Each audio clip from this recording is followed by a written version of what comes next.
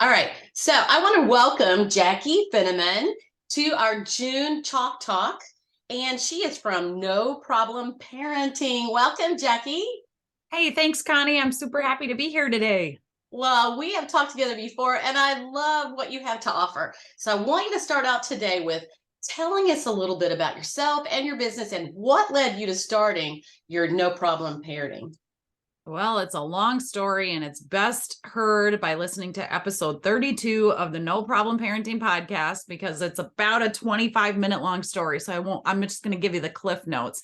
I was an in-home family counselor for 20 years for a nonprofit agency that I just absolutely loved, working with kids who had mental health diagnoses. And I was driving, by the end towards, 10 years into that career, I became a coordinator where I was supporting over 80 therapists and counselors within the agency. And I loved the job, but the more I knew about the company and the agency, the more responsibilities came on my plate, the more I was working, the further away from actually doing the parent coaching and the counseling with the kids, the further away I was getting. And the mental health system was changing. And really, ever since I was a little girl, I just loved helping parents. I mean, I was a babysitter at age 9. Parents trusted me with the kids that were older than me. They didn't trust their older kids, but they trusted me to come in and watch the littles. And I always was just a helper, and I loved helping my mom and, just making things easier. And so anyway, long story short, I became a counselor, but the system changed and I wasn't able to help parents in their day in and day out real life struggles with raising their kids. And so my son was 8 at the time. Our son was 8, and I was working 70 hours a week, driving 5,000 miles a month, working in 32 counties across the state of Minnesota. And I was just never home. And I thought, wait a minute, something's got to give here. So, but I didn't know what else I would do. And so a friend of mine said, well, why don't you do parent coaching? I was like, what the heck's a parent coach? I was a counselor for how many years? I didn't know what a parent coach was. But like I said, in episode 32, you can hear the whole story, how a goldfinch and a song really were the signs I needed that God placed in my path to say, hey, you should do this. You can do this. This is what I want you to do. And so I ended up starting my own company. I called it Hello World. So my company name is Hello World, and its mission is awakening family attachment. And I primarily, the first 3 or 4 years of my company, I served only families who had kids with attachment disorders, kids who hadn't bonded or connected in the first 3 years of life due to abuse, neglect, separation, death of a parent, adoption, all kinds of things, medical pain. And then eventually parents were saying, well, if you can help those families, why can't you help me with my everyday challenges with my kid? And I was like, I don't know, because I have challenges raising my own kid. Who am I to be the expert of every parent, every parenting technique? But I did. I tend to not say no to opportunities. So I said yes to the opportunity. And I started to coach any parent with a child, whether they had mental health issues or not. And I loved it. And then after a couple of years of doing that, I started to discover I was saying some of the same things to no matter what parent came my way.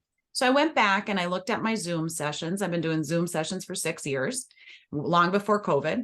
And I pulled out these common themes. And from that, I created No Problem Parenting and the 3-step approach to becoming a no problem parent. I love that. And you know what? If we're raised in a great family and everything is wonderful when we're a kid, we have no idea of the problems sometimes that people have if they are raised in a dysfunctional or a family maybe that separates, divorces. I mean, there's even kids out there who are raised in houses where their parents have been divorced 1, 2, 3 times, and that's got to be really hard. It's got to be. There's just so many things. I mean, you can be raised in a perfectly happy, healthy family and have issues later on. You can be raised in an extremely neglectful or abusive family and be one of the most bonded, connected, empathetic people ever. I say parenting is like a crapshoot. I almost cringe every time I say that word, but it's like my mom used to say that all the time. Sometimes you're danged if you do and danged if you don't. And there really is no clear roadmap for parenting because our kids are different, and our circumstances, our economics, there's so many things that are just unique to our family and stressors. and just all of it. So there's no one right way to be a parent. There's no one wrong way to be a parent. I mean, like, it's a crapshoot. So, but what I typically say to parents that come to me is they have one of three problems going on. I usually say you're being too nice, being too mean, or you're trying to solve a problem that you don't have experience in and you're trying to do it alone. Oftentimes, when we struggle as parents, we're embarrassed. We don't want other people to know we're struggling. We shush our kids in the store. We try to get them to stop misbehaving because we're embarrassed by their behavior and all that kind of thing. I lean into that. I say, hey, problem, I see you over there trying to put a wedge in my relationship with my kid. I've got this, no problem. So I help parents turn problems into no problem. Okay, so Jackie, I teach on personality styles. So whenever you think about parents, not our background, not our circumstances, but as just parents and our parenting styles, how do you think that personality figures into that? Well, I think that's a great question. And I'm not an expert in the DISC assessment like you are and all the things, but I've done a DISC assessment and I know my styles and all that. But what I say is your kids, just because you're one style, does not mean your child, just even though you may have birthed them, Yes. they are not going to be that same, oftentimes not the same personality style. And even if they are, sometimes you butt heads because you're too much alike. Yes. So I do think it's good. It's a good tool. It's a really good way to determine or to learn about what is your child's style. Does your child take off to their room because they need some downtime? And it's not that they're misbehaving. It's just they are overwhelmed, overloaded, and they just need to chill out. Are they extroverted or introverted? Are they type A and you're not? Are you type A and they're not? Do they need a messy room because they know where everything is and they don't mind the disorganization and the chaos, but it drives you crazy? And now you're getting into a battle, over cleaning the room, but your kid is actually very comfortable with their room, kind of being a mess.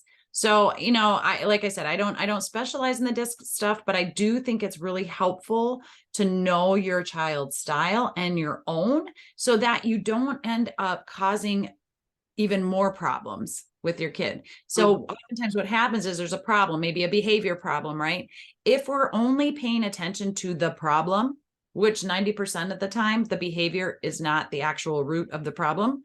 But if we're only feeding our attention and giving the attention to the problem, you're going to find yourself struggling on a regular or on a daily basis. So, and then again, that's where I teach getting to the root of that problem in my 3-step approach. Which is seeking first to understand. The DISC assessment is a great way to figure that out, to understand you and your child's personality styles, but seeking first to understand, why is my child behaving the way they are?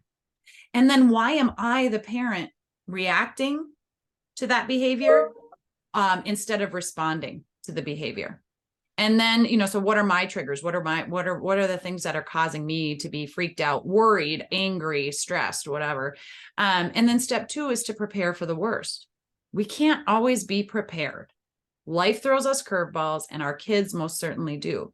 But there are those day in and day out behaviors and challenges, right, that we know are going to happen the minute our kids get home from school or they wake up.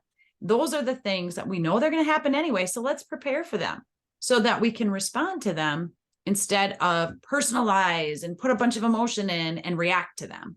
Jackie, that makes me think about way back whenever, well, not that far back, but a little ways back, whenever my son was, they had several kids and they were going in the hospital to have another baby. And I was at the hospital like all night long waiting for that baby to come. And then the next day I'm watching the children. My husband was at home and all the kids were asleep at our house, right? So the next day I have the kids, and usually I can handle the kids well. I have lots of patience. Let's have some fun. I'm kind of easygoing. But all of a sudden, it's like I felt so pushed and so crushed and like so frustrated with, and they were like way more energetic than usual. Of course, there was a new baby coming, but actually, you know what? I just cried. I just cried. I'm like, what's the matter with me?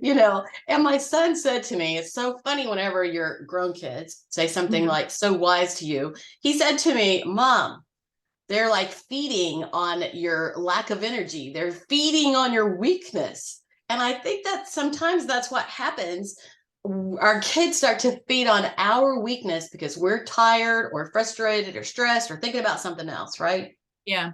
Yeah, for sure. And they know kids will sometimes misbehave just to get you excited. Now, Absolutely. excited can look like anger, frustration, sadness, whatever, but they're looking for that, some sort of emotion from you or energy from you. And Mhm. so sometimes parents will say, well, they're doing it on purpose. And I'll say, yeah, you're probably actually kind of right. If they don't get the fun excitement, they're going to look for excitement in other ways just to have that interaction. And so then that leads us right into step 3 of no problem parenting, which is to change the conversation. It does not mean you have to be excitable and entertaining your kids all the time.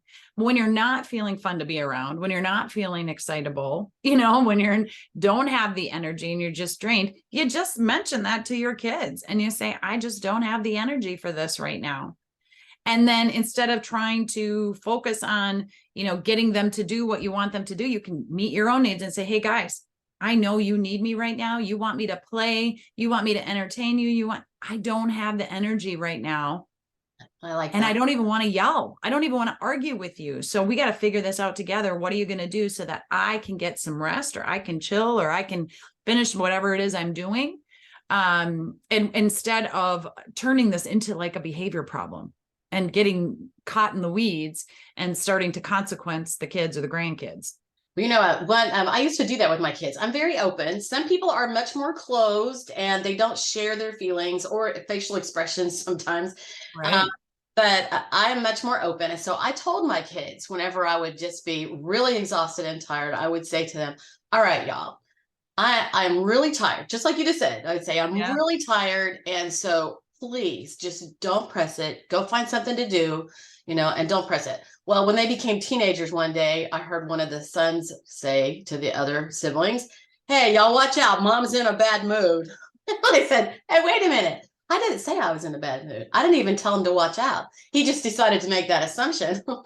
Yeah. Yeah. Humor in family. And, on the flip side of that, we also need to be aware and pay attention to when our kids are not feeling fun to be around and when they're in a bad mood or they're having an off day or they're feeling stressed out, sad, worried, angry, whatever. And we need to give them the same kind of grace that we expect them to give us.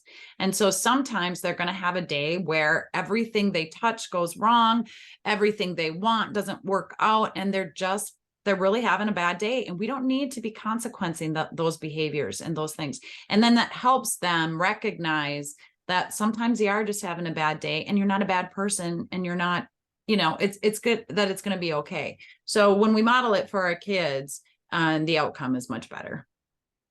Well, and really, even this past year, watching some of my grandkids at school, when they would come with maybe an attitude or maybe they didn't talk or they weren't as open as usual, usually, just like you said, there's something going on with them.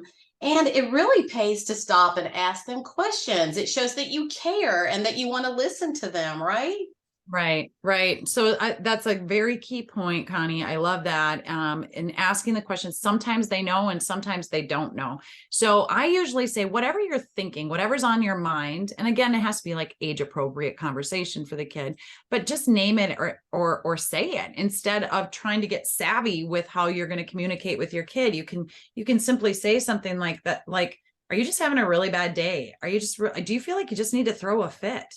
A lot of times with our toddlers, we're thinking we have to stop the negative behavior if they're throwing a fit. You don't have to. I sometimes need to throw a fit. It doesn't look like a, little screamer or meltdown on the floor, but you can say to them, do you just need to throw a fit and get it out of your system? And sometimes that's even enough to stop the behavior. But if they actually do throw a fit and get it out of their system, maybe it's the first time all day they actually did something you said was okay to do or you asked them to do. Just so they're not doing that all the time, right? Well, exactly. But they will do it less because when you don't respond with trying to get them to stop when they're in fight or flight, when you don't try to force that and you don't pay a lot of attention to that, eventually the tantrums happen less and less. Yes. So I come from like this, I observe the tantrum or the fit. When they start to throw a fit, ooh, geez, you look really upset or you look really sad or you look mad. I'm not mad. And sometimes it'll sound like they're really mad, and maybe they're not, but they don't know another way to express what they're actually going through or what they're feeling. And so you can ask, what are you then? I just had a guest on the podcast who talks about the different emotions that how we can teach kids about emotions and how they can learn to name their emotions. And it was super eye-opening, because oftentimes like a kid will say, I'm not mad, but they're acting mad. And I know adults who do that. yeah, we can show, and actually her tools work for adults as well, but anyway, I'm getting off topic. So sometimes we just need to say, hey, looks like you need to throw a fit, get it out of your system. Let me know when you're ready. And what do? We don't want to wait. We have to, we have our agenda as parents. We need to get them moving faster. We need to, get them in the car, or get them out of the store, or whatever it is. And we don't have the patience to ride it out and to wait. When you have the patience to ride out a tantrum or a fit or a screamer with a very matter-of-fact, observing attitude, your kids will throw less tantrums. It just happens. Somebody probably needed to hear that, right? Not engaging in that tantrum or that fit. Sometimes you don't have the time, you don't have the ability to allow them to get through their fit or their tantrum, and you have to pick them up and whisk them out of wherever you are. And that's okay too. But as you're doing that, you don't need to engage in trying to get them to stop. You can say, I know you need to throw a fit right now. We can't do that in the grocery store. I don't want to do that. Not that we can't. We could let them throw a fit in the grocery store. I don't want to do that in the grocery store. We're heading out to the car. Feel free to kick and scream. When you give them permission to do it, sometimes that's enough to get them to stop, because they're like, wait, this isn't working. And sometimes it doesn't stop. Most times it doesn't stop. And that's okay. You can say, thanks for doing it my way. As they're kicking and screaming, you just gave them permission to kick and scream. So you can say, thanks for doing it my way. If they're really mad at you, they might stop because they're like, I don't want to do it your way. Absolutely not. That's right. So it's a little bit of like, almost like reverse psychology. But again, the idea behind it is not to force your child to do something that in fight or flight, they can't sometimes even stop doing. We're not taking the behavior personally and pouring a bunch of emotion into it. Now, again, if you're stressed, it's not going to look pretty. If you're embarrassed, if you're whatever, I mean, the whole technique and the way that we do this, it doesn't look pretty. It's not smooth. Kids don't just automatically stop throwing their fit, but I teach you how to ride that out without engaging in the battle. And whenever you do that, then eventually it's going to go away. Yeah, it does, because they just don't get that kind of attention for it, and you teach them some coping skills too. You teach them ways of how to resolve whatever problem that they have, and use their words, and things like that. So all right, so I really do believe in the fact that sometimes we do have to teach kids how to be more open, or how to talk, or how to share with us, because some kids are very chatty and they tell you everything, and then others just won't hardly talk. I would like to hear a few things about like the blended family. Last month in my Chalk Talk, we ended up talking about the blended family, and there's so many blended families out there. And so these families have even more challenge than, single marriage parents, right? So do you have a few tips that you would give for blended families, or maybe make us aware of some things that are more challenging? Yeah, and I don't specialize in blended families either. I do have a lot of clients that come, they're co-parenting, or they have blended families. That's not my expertise. I have resources for people, so who could get into more specifics of that. But honestly, my no problem parenting approach, those 3 steps that I just listed, works with anybody. It works with corporate, works with your spouse, your partner, your friends, your family. Because really what it all comes down to is an understanding of the relationship that you have with the other person, and being able to communicate in a way that says, I am the leader and I am a confident leader, but I don't have to be right. I don't have to know every single thing. I don't have to respond, so I don't have to respond with, I don't want to say force, but with like, you better do it my way or else kind of thing. When it comes to blended families, I just think that kids need and really do better. They crave leadership and they crave boundaries. And so even if child's dad side of the family, when they're with dad, does things one way, and when they're with mom, or in, the blended family, they do things another way. As long as the kids know the expectations of where they're at in the home that they're in for that time, they will do better. And you can say, I understand that things are different when you're at dad's house. I understand that things are different at mom's house. And this is how we do it here. And then also with the blended family, so you have like dad and stepmom, or mom and stepdad, or that kind of thing. There's 3 basic rules that any family can live by and incorporate into their home. I don't know if they're rules or if they're values. So to be respectful, to be responsible, and to be fun to be around. Those are the 3 that I teach. Now, are all of us fun to be around all the time? I know I'm not, but I model when I'm not fun to be around. I name it and I say it. I've had a really cruddy day. I'm super tired. I'm hangry, whatever it is. And I'm not feeling very fun to be around. So I'm going to exit stage left. Or if I can't, because I'm the parent and, I have to be in the room, I have to be with my kids. I just want to give my kids the heads up. I'm not feeling very fun to be around. Don't take it personally if I'm snarky or if I'm upset with you. But also with the step parent in the home, they don't have to treat that step parent like their mom or dad, right? But they do need to be respectful. And when they're not feeling respectful, then they need to exit stage left. And they can just name that. I'm not feeling like being very respectful to you right now. Right. Responsible, same thing, being responsible. So anyway, there's so much we could get into. Okay, so respectful, responsible, and fun to be around. Fun to be around. I love that. And I love things that you have like in three simple things. And actually, these 3 things can help anybody's family. Yes, they definitely 1 kid or 10 kids or whatever. Respectful. Yeah. And, it's another thing too. You can, any grandparents can use this with their grandkids. And, sometimes parents will say, well, I don't want them going to grandma and grandpa's because you spoil them. First of all, that's their prerogative when you send the kids to grandma and grandpa's. If that's how grandma and grandpa want to treat the kids and they want to spoil them, rotten before they send them home, they've earned it. And again, kids can learn the different boundaries. So at grandma and grandpa's, you get to do this. And when you're home, you get to do this. This is my limit or my boundaries. On the flip side, the parents might be a little bit more lenient at home and they don't want to send their kids to grandma and grandpa's because grandma and grandpa are too strict or rigid or have too many boundaries or parent in a different way. Again, that's the rule. Kids can pick up on that and they can learn that. And a kid might come home and say, well, grandma lets me do that. And your response to that can be, isn't that nice? I bet that feels good when grandma lets you do that. We don't do that here, honey. And that's it. That's all you have to say. The kid can still throw a fit about it. Who cares? They're not going to throw a fit. You know what? I remember going to my grandmother's and I loved going because my parents were strict. And so I had total freedom at her house. And what I remember is that my grandmother and my aunt that still lived at home at that time would let me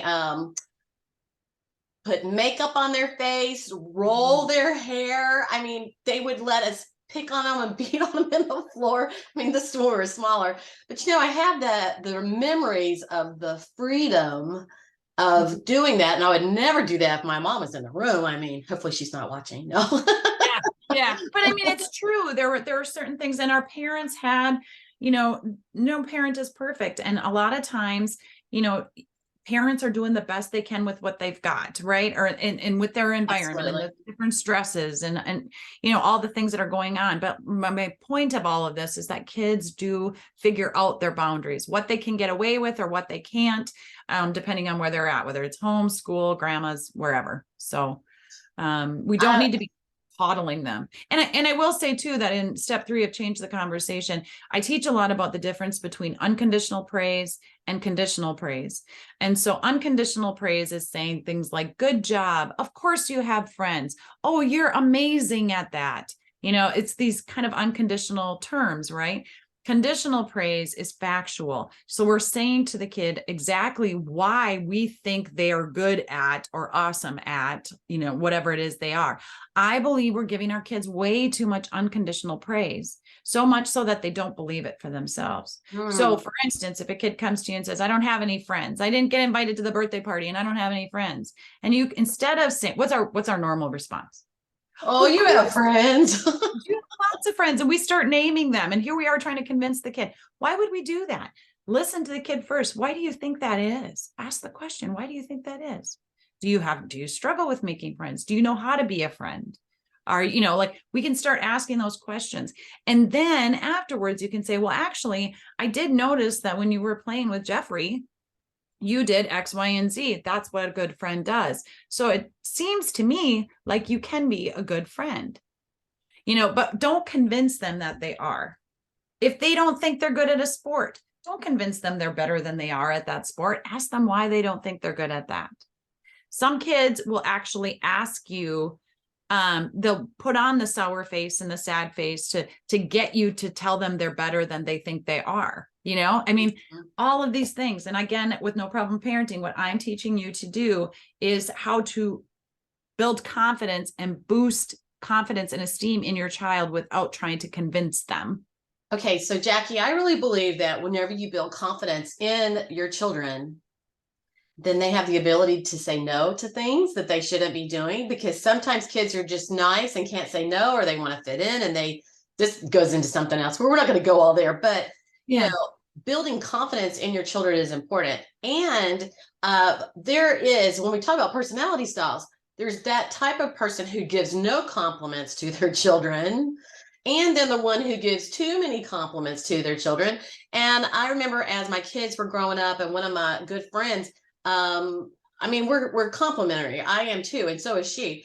But I would see her so overly be complimentary towards her kids, and I would say, gosh, you better watch out. You're like, they're going to get a big head, And she goes, oh no, they know how to behave at home. In other words, life is real at home, but they're getting this. She built their confidence, and now they're young adults who really do really great. So building confidence and truth, and not just, I know sometimes I've been talking to somebody and they would give me too many compliments, and I'd be like, that's just too much. I'm not thinking that all that's real, Yeah. Kids know, they know a difference. Sure. Well, and so what I've, for years now, I've had my company Hello World for 10 years in November already, it'll be. And I started the company out by doing a lot of one-on-one coaching, weekly sessions and things like that, which I still take a few clients a month, and I do that. But really, I'm moving my whole company into this parenting community, because just think about the conversation we've had so far today. We've named several different, problems, right? Or glitches or whatever in parenting. And in any of the listeners today might have resonated with one or two or three of them, but maybe not all of them. Well, in the membership community or in the parenting community, I am putting out tips and pointers and techniques for all varieties. So you don't necessarily have to do one-on-one coaching to get suggestions and tools and resources that are going to help you in your day in, day out challenges, right? And so that's what we're doing now, is pushing everything into that membership community. And it's just so fun to see the comments. We used to have a private Facebook community, and there's a lot of people that are getting off of social media because it's just too much and they just don't want to share or disclose in there. So we moved it, again, that all into our own app. And people can share and comment and ask questions and just get in the moment help without having to wait for like a weekly session or do a 3-month program or, something like that. And I think that's where, like, even as we're conversing today, we could get on 15 more subjects. Oh yeah, we could. And we could just be sharing and discussing and, but again, that's why I've realized that I think that's what parents need the most is just to know, in the moment when they need a tip or a tool or to hear somebody else's voice, right, and help them talk them off a ledge. That's what they benefit the most from. And so that's what we're doing now. One of my little tags is happy couples equal happier kids. Mm-hmm. And so whenever parents figure it out, then they're happier, their relationship's going to be better, and that's going to make their children's relationship better too. Jackie, I thank you for coming and spending your time with me. I know that you are so very busy. So how can people get in touch with you? Or do you have anything that you would like to offer them where that it's probably on your webpage or whatever, but how can they get in touch? Yeah, so the best way is to go to the website. It's noproblemparents.com, and there's a little spot in there. You can put in your name and your email, and I'm going to send you one of my favorite techniques called the Make It Right technique. It's the difference between teaching your kids to say, I'm sorry, and how to actually feel the sorry from the inside out and make it up to the person, that they caused harm to. So that's one of my favorite techniques. It's a free PDF download. There's actually 2 episodes that on the No Problem Parenting podcast where I actually talk about the Make It Right technique. So you can listen to those. But yeah, and otherwise follow me on Instagram or Facebook at No Problem Parents, or on LinkedIn. There's lots of different ways. I do free calls if parents just have a problem or situation like I don't know if parent coaching is right for me, or I don't know if this program is right for me. Give me a call. I'm going to leave you with at least one tip, if not more, that's going to help you in your current situation. Okay, so, and you probably already said this, but she has a No Problem Parenting podcast. And yes, that's and what I love guests. listening. Yeah. Oh, I love listening to podcasts. I learned so much from different areas of life on podcasts. So you have that podcast people can listen to at no cost at all, right? Yeah, exactly. We're a top 2% podcast, and we just, I think we're at 154 episodes now. And I love sharing resources. In fact, we have a resources page on the website. Connie, your program is on there as well, or your services are on there as well. And really that's what feeds me, is providing resources to parents that are available no matter where you live. We're national. And that can help you in whatever it is, that's specific challenge that you're facing right now, whether you're, starting with an infant, or you have the 25-year-old that's still living on your couch. And I, some people say, Jackie, you give away too much for free. There's got to be a catch. What's the catch? And there's really no catch. I am here to support you, and I want you to become that confident leader that I say our kids crave us to be. There's a lot more that you can do for your kids than you're giving yourself credit for. And when you have that confidence built up, doesn't matter what the challenge is. And I don't say that lightly, because I have worked with kids who have killed. I have worked with kids who have been in residential placements. I have worked with, some really, really big, scary things, parents who have lost their kids, due to abuse or neglect, or, whatever. So I'm not saying that lightly. There are major problems. And you know what? And even the major problems can be dealt with and overcome.